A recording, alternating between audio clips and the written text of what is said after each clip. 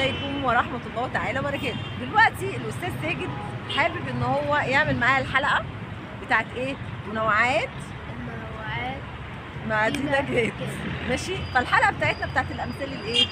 الشعبية. وأنا كنت ماشية وبقول لك إن أنا عايزة أعمل الحلقة عن إيه؟ اسمها إيه المثل الشعبي المصري؟ اللقم تمنع. لا، اللقم تمنع النقم. طب أنت عارفة إيه معناها؟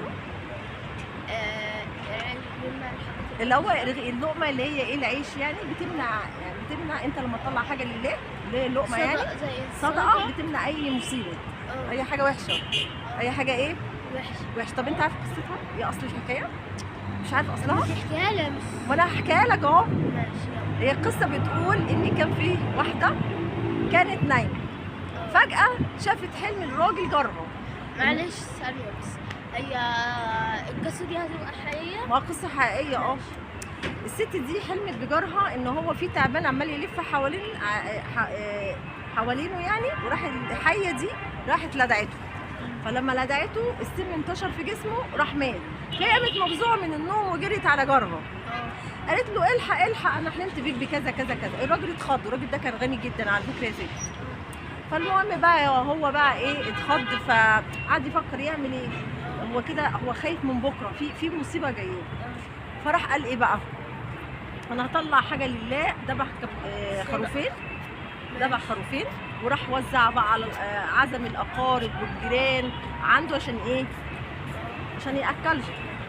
بعد ما هو ايه؟ ما وزع على الناس والناس كانت عنده، عمل وليمه كبيره بقى. وهو الاول ذبح طبعا الخروفين ووزع اللحمه عليهم. اتفضل ايه؟ نايم جه ياكلها، افتكر ان كان في واحده ست عجوزه ساكنه جنبيه. الست دي بقى ما قدرتش تجيله، يعني ست عجوزه يعني ضعيفه. فهو راح لها ادالها ايه؟ النايب بتاعه، وقال لها خدي كلي. المهم الست فرحت جدا وشكرته، قالت له شكرا جدا يا ابني ان انت افتكرتني.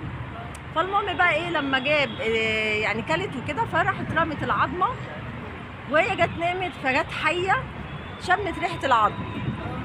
فالحيه جت خدت العظمه تاكلها، راحت العظمه وقفت في زورها.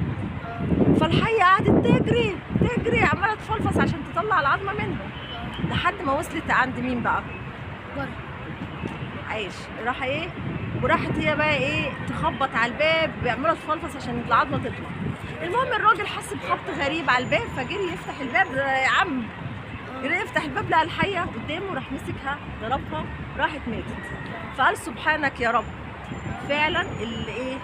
اللقم تمنع الايه؟ النقم. ماشي. والناس بقى خدت الكلمه دي وانتشرت لحد ما جت ايه؟